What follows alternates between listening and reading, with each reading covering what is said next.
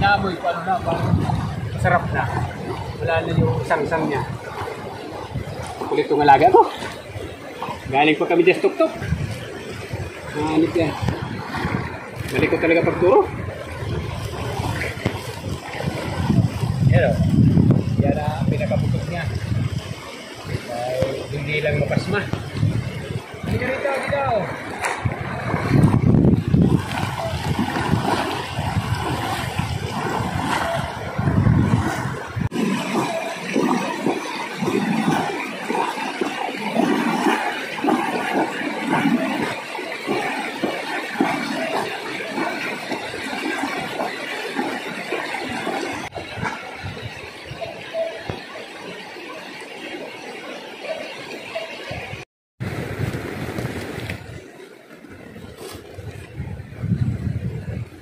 Jambo. Ito lang lagi gumala. Namanan. Dito kita tali sa tabing ilaw.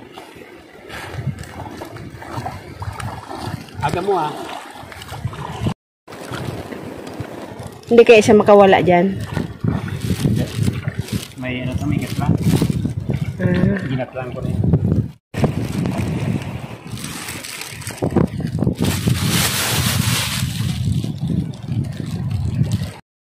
Guys, nilipat ng talian si Jambo para makakain siya ng kahit konti.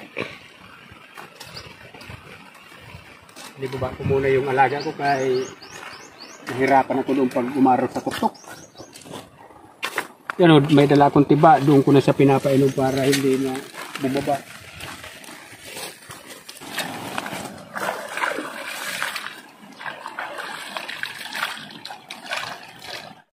Jambo. Kaya ko ng gising. Ako hindi pwede kasi may alarm ako. Halika mama. Saan tayo ka daan? Saan? Dito na, dito? Kaya nandas Jambo. Ano siya, para na nagribong-ribong payaw. Nahudong na ba ako kan? Ang kulor na, no? Matakot ka. Tigtanaan ko, garo ng hari ng... Mabango na, hindi na siya dati masangsang. Ngayon talagang parang gusto na siyang magpakain talaga. Wala nang amoy. Tanaan mo daw ba? Talagang pagkain na talaga ang amoy niya, parang hari ng tumigas. Maganda na.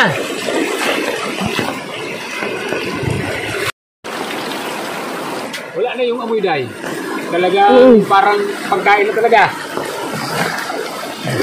Nandito guys yung utol ko. Kasi mas bata yan sa akin. Hindi pa siya daw nakatikim nito. Simula nung pagkabata, ay palibasa ako matanda sa kanya. Yung lula, yung nanay ng tatay ko, siya ang gumagawan ko dati. Kaya ngayon na lang uli makakakain ito. Buti nga si Names may experience siya din dito. Kaya subukan natin. Hindi naman daw to nakamamatay, parang mahihilo ka lang. Yun lang ang kapangyarihan nito. Kung sakaling mali yung proseso. Kaya, pero ako hindi kinakabahan, kaya malamang hindi ako mahihilo to. Pag kinakabahan yun, ang ganda na ng kulay, oh. Talagang pagkain na talaga. Pangungin namin guys, kay umuulan na naman. Grabe itong mahal kong Pilipinas na to. Just Mickey Buboy, igwa panganik ng kalihon. In case na maganda ang kalabasan nito, uubusin namin, namu na yan dyan. Kaya sayang naman, taonan lang ang harvest nito.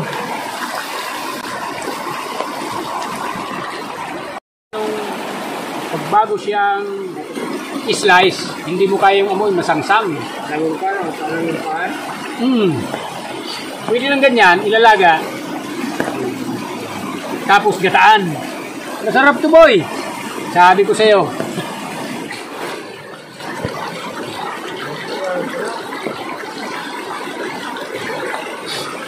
Kabangan ko yan, sako. Halos sarong-sapo sa sarong-poon. Grabe pala yung nakalaman pag haluin ng day na busi.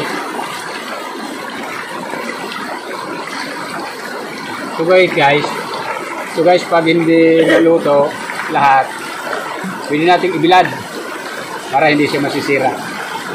Pag gusto mo magmerienda, kukuha ka lang ng bilog-bilog.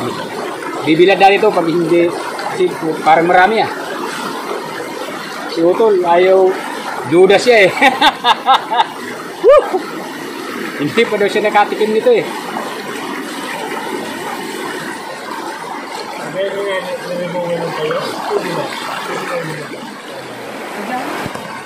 Wala po man, paguli yung mas manining pa.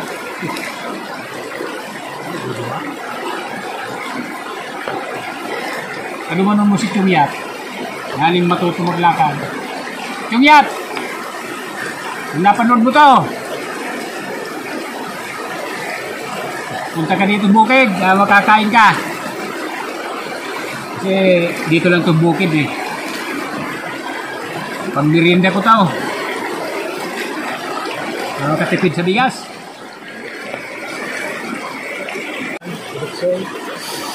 Nakakaudong da. Pag no inabot kang baha. Halos, tarungan daw siya ng babad sa tubig. Wala na pag-amoy.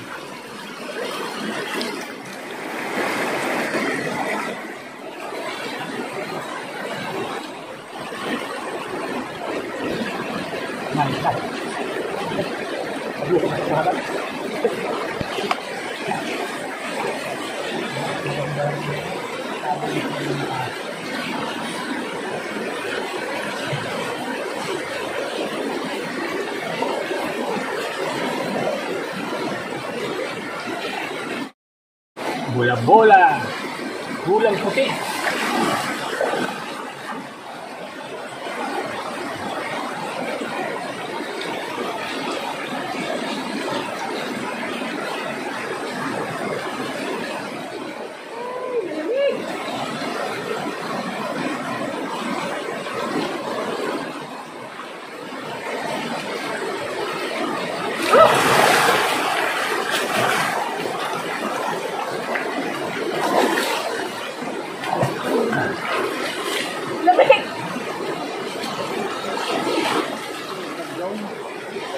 Maligay, ikaw pala pag-ibig ha.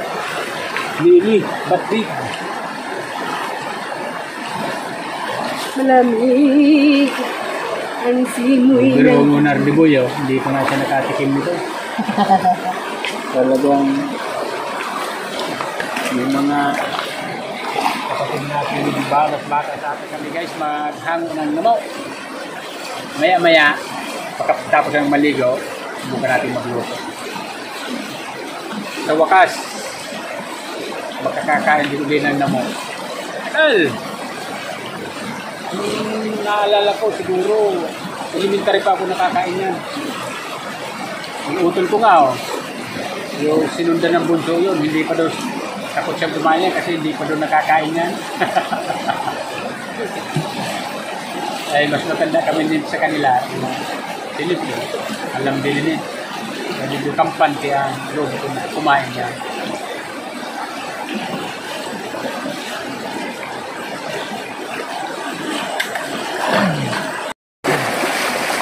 Yun nga lang, paghango niya, kailangan yung tao maligo din. Joke lang. Kasi ilang araw na ako walang ligo. Lagi kasing umuulan-ulan. Ako, di tulad siya. Tama-tama pag babad namin ito, mga alas 4 hapon, nagising ako alas 11. Nagsisimula na naman magba. Buti nagising ako. Kung hindi, inanod malamang ko lahat. Nagising ako, buulan. Tapos titingnan ko yung nakababad namin na mo. Tama-tama, nandito na lahat. Malakas yung agos. Inaulan pa. Ano? Umaaraw, may ulan. Yung ulan na ulan na bagya lang. Lumalim na naman ilog, oh. May na guys, maluluto na tayo. Maliligo muna kami. Lahat yung namo, binilog na namin. Ang sunod niyan, magluluto na tayo. Ang luto lang namin yan, gata na may asukal. Pero ngayon, aalis na muna ako. Sa susunod na lang ako kukuha ng pagluluto niyan. Kasi ngayon na daw labas ni tatay sa ospital. Ang schedule ko sana sa pagbantay kay tatay bukas. Pero tumawag yung kapatid ko na ngayon na daw ang labas ni tatay. Gusto niya nandun ako kasi may mga kailangan pang lakarin. Tutulungan ko siya. Pansamantala, si Banong lang muna magluluto niyan. Ako, babalik na lang ako bukas. Pagkagaling namin ng ospital. Kailangan kasi maabutan ko yung last trip. Dito kasi ang last trip maaga pa. Kaya kailangan makauwi na ako. Para makahabol ako dun sa last trip.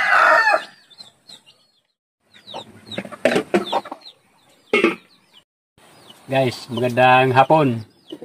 Nandito na ulit si Nims. Anong araw ngayon? Huwebes? Anong araw ba natin hinango ito? Miyerkules? Martes ng hapon, hinango na namin to. Masyado akong excited. Sinubukan kong lutuan. Yung resulta, siguro kulang pa sa babad sa tubig. Medyo yung noo ko parang pakiramdam ko nakatagay. Kaya kanina ay pag-alis niya kaumagahan, binabad ko uli. Kaso hindi siya inaabot ng maghapon kasi lagi pang naulan-ulan ng Bicolandia. Hinango ko naman. Kanina inagahan ko naman. Kako ngayon, nandito na susubukan natin lutuan ulit kung ano ang resulta. So, nung una kong luto, parang nahilo-hilo ako. Talagang, pero lang, naubos ko rin yung tirahe talaga. Kasi, parang hanap-hanapin, masarap siya. Kaya, gagata tayo ulit habang maka-experience din si Nims kung ano ang resulta. Hindi naman delikado kahit nakakahilo. Ano lang talaga siya, parang, pero mga 2 oras wala na, kaya, hindi rin ako kinabahan kasi, akala ko yung epekto nito pag yung sabi nakakahilo, matindi. Ano lang? Parang lang yung noo ko, parang umano lang sa pakiramdam ko. Parang kumapal. Nga 2 oras, wala na. Pa nga yung tira, mauubos ko rin. Kaya hindi naman pala delikado.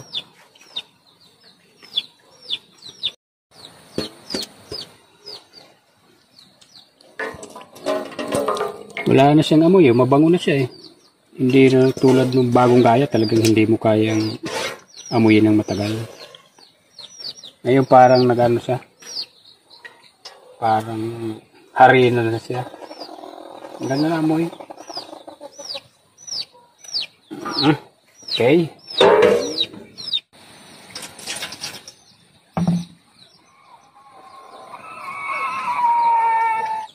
Lalaga muna natin sa guys bago pag alam natin luto na siya, pangalawa na yung gata.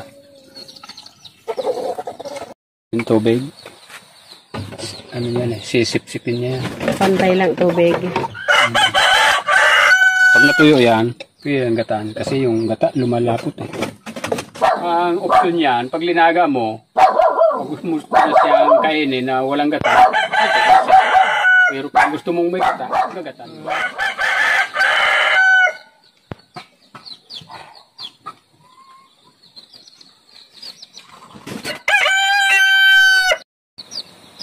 Wala pa kahit walang asin.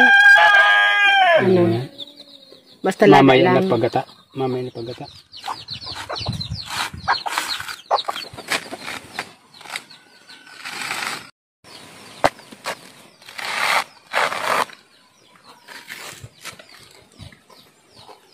Handa natin yung panggata. Pag natuyo na yung tubig, Ito ng gata ninyo kung magpapalinamnam sa kanya. Dami ko ng burot dito. Bawat luto, gata. Pag hindi sanay sa gata. Masarap kasi yung mga luto sa gata.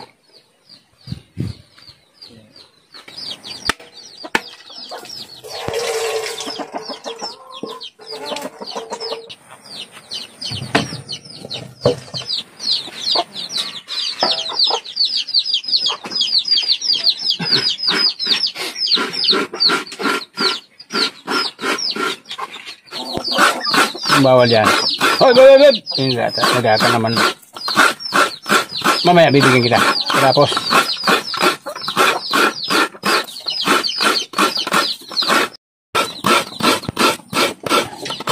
Ming Ming.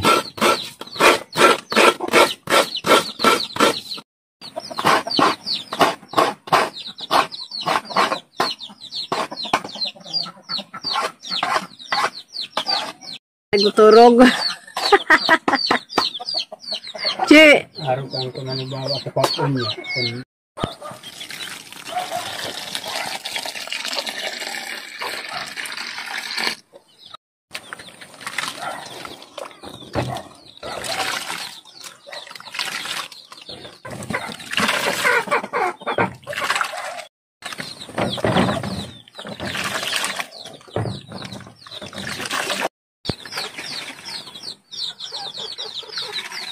Hello, tik-tik. Tumis tik-tik. Hapon na naman. Ito, patukain ko kayo. Malapit na kayong alpasan. Maanihan na tayo. Matagal naman kayong alpas. Sacrifice muna tayo.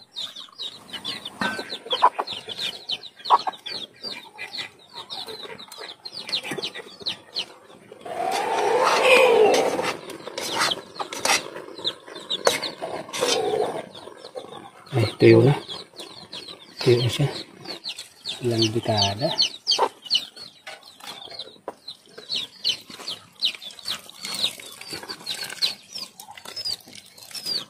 Pumuti na siya, no? Saka kahugas yan. Kababad sa tubig, kaya pumuti na.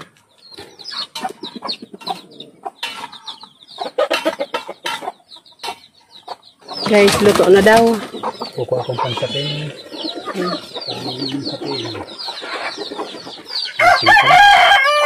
Lasing ko na. Yeah. Ay.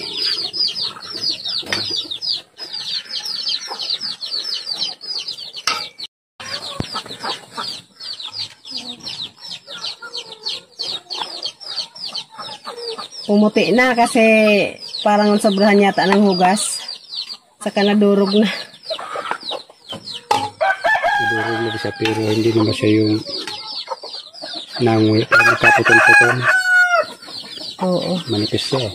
Okay lang.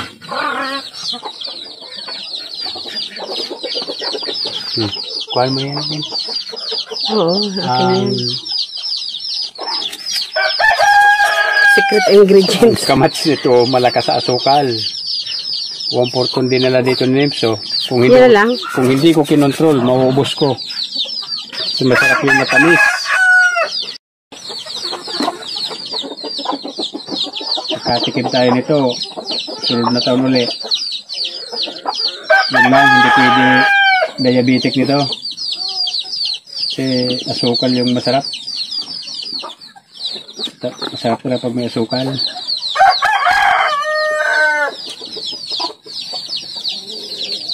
Hindi pwede diabetic nito. Pag may gata,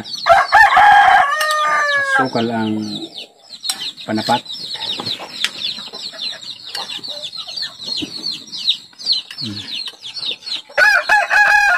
Ayos pa rin. May nangunguya pa naman kahit medyo durog.